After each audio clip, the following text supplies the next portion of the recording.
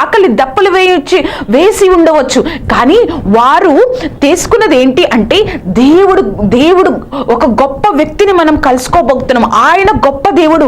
ఇది కాదు, ఆ గొప్ప వ్యక్తి దగ్గరికి మనం వెళ్ళాలి, ఆయన కన్నులారా చూడాలి, ఆయన కార్యాలు మనం చూడాలి. ఆ గొప్ప వ్యక్తిని వారు చూడకపోయినా ఆ గొప్ప వ్యక్తిని సూచించే ఒక సూచక క్రియను చూశారు. దాని వైపు చూస్తూ మాత్రమే తూర్పు దేశం నుంచి వారి యొక్క ప్రయాణాన్ని యెరూషలేముకు మొదలు పెట్టారు. యెరూషలేము దగ్గరికి వచ్చిన తర్వాత మొట్టమొదటిసారిగా హేరోదు అడిగిన ప్రశ్న, యూదుల రాజుగా పుట్టినవాడు ఎక్కడున్నారు? చూసారండి, వాళ్ళ హృదయంలో దేవుడు ఎంత గొప్పగా ఉన్నాడు, ఒక రాజుగా ఉన్నాడు. ఏమని అడిగారంటే, అంత దూరం ప్రయాణం చేసి వచ్చినా కూడా బహుశా వారు అనుకుని ఉండవచ్చు, యూదులుగా రాజుగా పుట్టిన వ్యక్తి ఈయన రాజు కుటుంబంలో పుట్టి ఉంటాడేమో అనేది బహుశా వాళ్ళు డైరెక్ట్ గా